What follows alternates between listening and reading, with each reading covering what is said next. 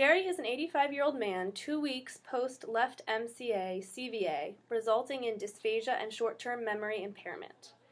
During an MBS performed prior to discharge from the hospital, Jerry penetrated thin liquids to his vocal cords for all methods of delivery and functional for all solid trials.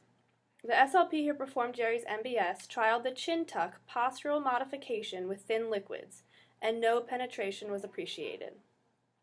Jerry was discharged on a regular diet with thin liquids, given utilization of a chin tuck with thin liquid intake.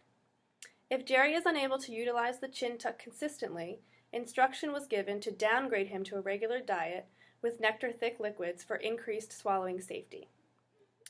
Jerry's home health SLP would like to teach Jerry to consistently utilize a chin tuck with every liquid bolus, so that he may remain on a regular diet with thin liquids. Jerry's short-term memory deficits, however, have made it difficult for him to follow the instructions given to him in the acute care setting. Jerry's home health SLP plans to reintroduce the concept of the chin tuck postural modification, utilizing the principles of errorless learning. Errorless learning has been found especially effective for persons with memory impairments resulting from injury to the brain. The home health SLP will use errorless learning to teach this routine in a way that guarantees success through strategic decreases in clinician support. She will begin by giving Jerry a maximum level of support to ensure success and gradually fade cues and models as appropriate to reach independence. For this demonstration, we will watch Jerry progress from complete reliance on the clinician to independence over a span of a few minutes. In actuality, this process could take several weeks, depending on treatment dosage and intensity. Furthermore, in reality, Jerry may never reach true independence. However, for the purposes of this video, he will. All treatment will be provided in the most naturalistic setting in which the target behavior is to be performed in order to facilitate generalization. To begin, Jerry will be receiving the maximum amount of support possible. He'll be exposed to frequent repetitions, frequent clinician models, phonemic cueing, written cueing, and tactile cueing.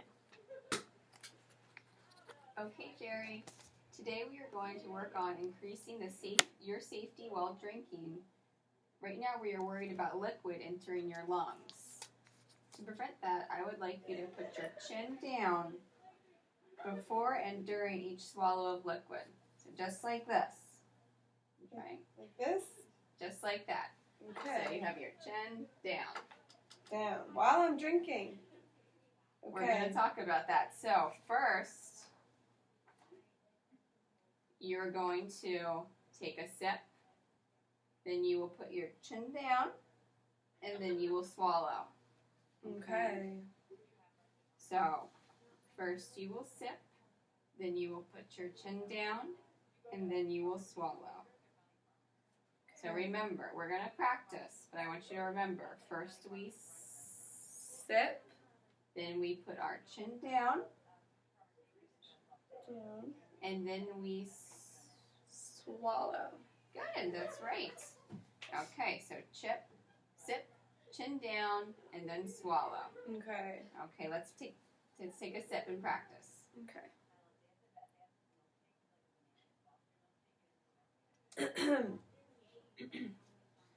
Is that good? Let's try that again. You forgot to put your chin down. Oh, Remember, man. just like this picture here shows, I want you to take a sip. Take a sip. Okay. Put your chin down, and then swallow. Okay. Okay, so first you're going to sip. Now we put our chin down, and now we swallow. See that? I did it. Now support will gradually be taken away. Here you will note that the clinician is no longer providing tactile cues, has reduced phonemic cueing, and is only generally pointing to the written instructions. Okay, Jerry. Whenever you drink, I would like you to remember to take a sip, put your chin down, and then swallow. So first you will take a sip, and then you will put your chin down, and then you will swallow. Excellent. You are exactly right. So let's practice it again, and remember, sip, chin down, then Swallow. mm-hmm. Okay. So I should try.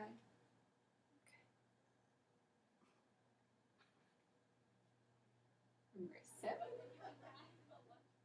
chin down, swallow. Okay. Was that right? Remember, we're going to make sure we Oh, sip sip first. and then chin down. Oh, it's so confusing. Okay. So remember, watch me. You're gonna sip, chin down, and then swallow. Okay. Sip, chin down, and swallow. Good, much better. Did it. As Jerry continues to progress, the SLP will continue to decrease support as appropriate. It should be noted that if Jerry were to begin to demonstrate difficulty, for instance, maybe after a few days between treatment sessions, then the support could be ramped back up in order to ensure success. One of the most important aspects of errorless learning is guaranteed success because mistakes are more readily remembered. Thus, in errorless learning, no opportunity is given to make mistakes. In the following demonstration, you will notice decreased frequency of reminders, decreased clinician modeling, and decreased reliance on phonemic and written cueing. Jerry, I'm going to put your directions over here where you can still see them. Jerry, whenever you take a drink, I first want you to take a sip, then put your chin down, and then swallow. So first you will sip, then put your chin down, and then you will Swallow. Okay, that's correct. So first we sip, then we put our chin down. and then, We swallow. okay, wonderful. Let's practice. I think I got it. Should I do it now? Go ahead, take a sip. And don't forget your chin. Chin down. Okay, good. So let's review. First you I took a sip. and then you I put my chin down. and then you Swallowed. good. Let's practice again. First.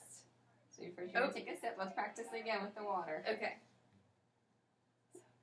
Take a sip and then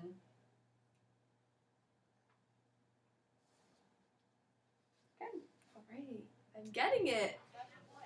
When Jerry is ready to progress to a minimally supportive context, you will note intermittent reminders, no written cues, and an increased responsibility for Jerry to provide the correct steps. Okay. Jerry, today we are going to continue practicing on your chin down swallowing technique. So I think I'm getting good at this. I think you are too. I think I'm getting good. So let's go over the steps. First you Sip. okay, then you Put my chin down. And then I swallow. good. Okay, so let's practice. Okay.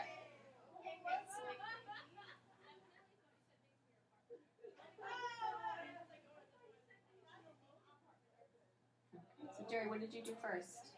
So I take the sip first, And then I put my chin down, and then and then I swallow. perfect. As he reaches independence, Jerry should be able to perform the task and provide the steps without clinician support. Okay, Jerry, today I want to keep working on that swallowing technique we talked about, the chin down. So can you tell me the steps? Okay, the swallow technique. I think I've got it. So I take a sip of my water, and then I put my chin down, and then I swallow it. Okay, so let's go ahead and practice. I'm a pro.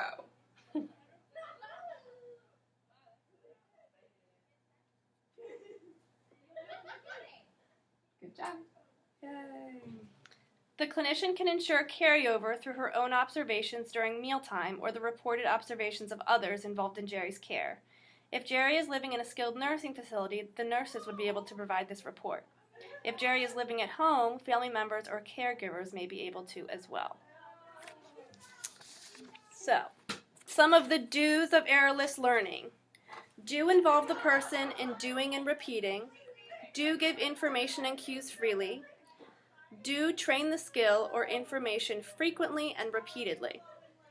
Do train the skill or information in the context where it will be used. And do encourage the use of reminders and compensations such as lists, introductions, diaries, and signs. Don'ts. Don't encourage guessing, don't use trial and error learning or expect the person to figure out how to do something alone, and don't give the person a chance to make a mistake. If you are cueing and the person does not act or answer the right way, give more of a cue until you get the right response.